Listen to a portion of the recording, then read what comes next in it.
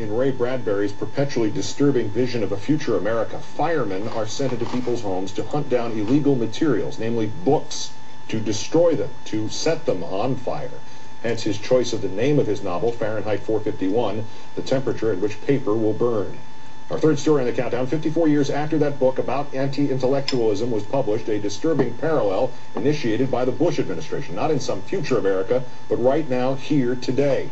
Actual firemen being trained to seek out illegal materials, to be on the lookout for people who express either hate or even just discontent with the United States, and to report back to the government about them as possible terrorist suspects. And because firemen and other emergency workers usually do not need a warrant to enter someone's home, they can go places that law enforcement can't, and not just during a fire, but, say, during fire code inspections.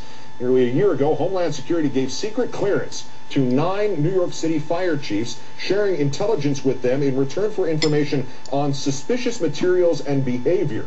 If the information sharing program works in New York, the department says it will extend it to other major metropolitan areas, unless we stop them. I'm joined now by Mike German, former FBI agent who is now National Security Policy Counsel to the ACLU.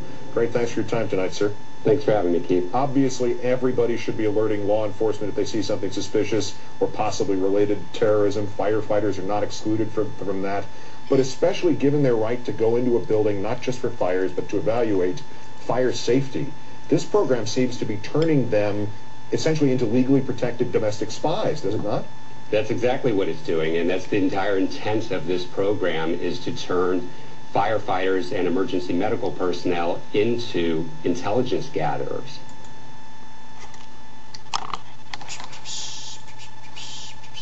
Okay.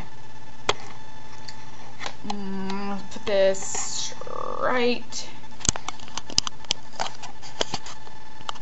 here's good, I guess. Okay.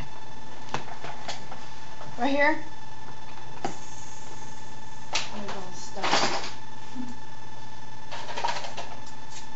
These are my books.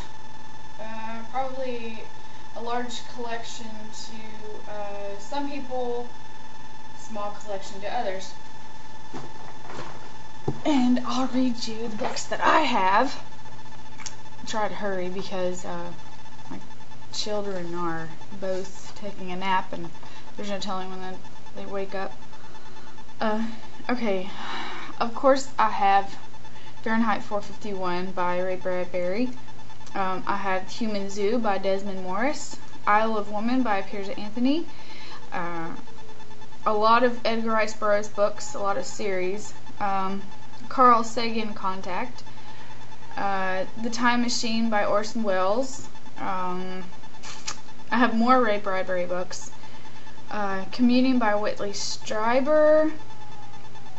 Transformation by Whitley Strieber. That's the second book. Arthur C. Clarke. I have Childhood's End, Space Odysseys. I think there's 5 or 6 books to that, actually. Douglas Adams. I have all the Hitchhiker's Guide books. I actually have another book which is a compilation of all his books into one book.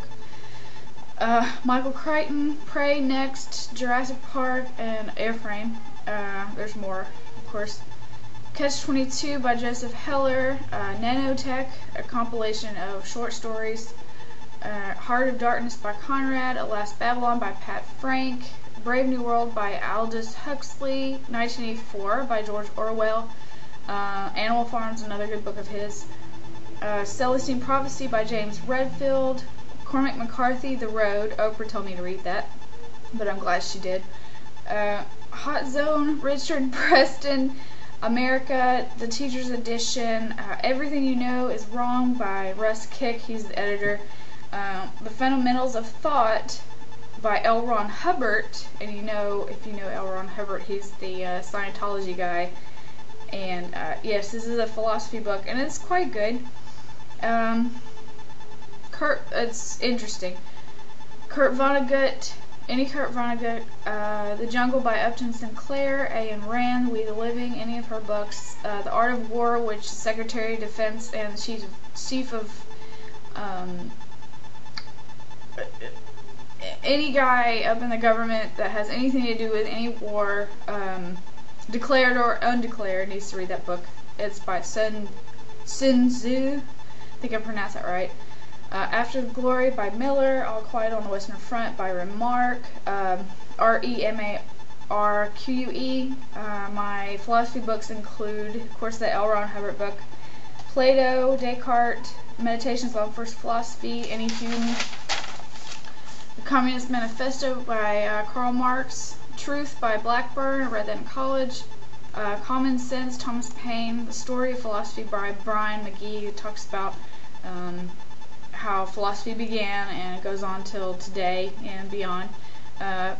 Any psychology book, astronomy, non-Western art, which would be about the 11th century to postmodern.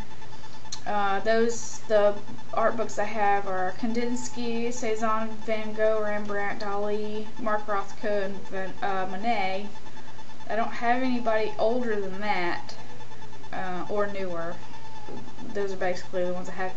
I have a good book on John Lennon.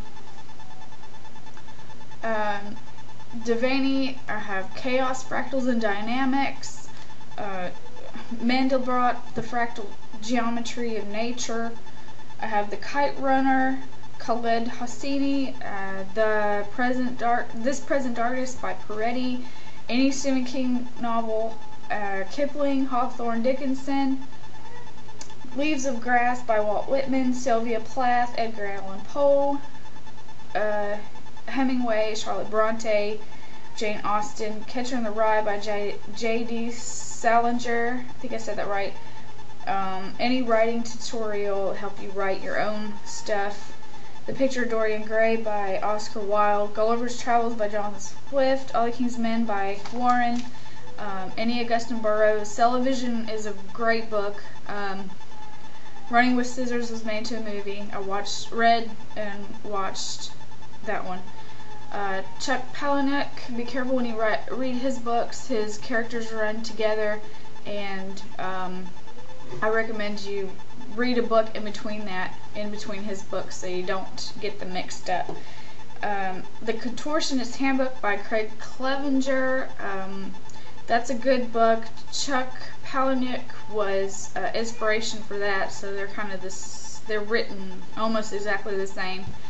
A Simple Plan by Scott Smith, West Side Story by Irving Shulman, To Kill a Mockingbird by Harper Lee, Of Mice and Men by John Steinbeck, Ethan Frome by Edith Wharton,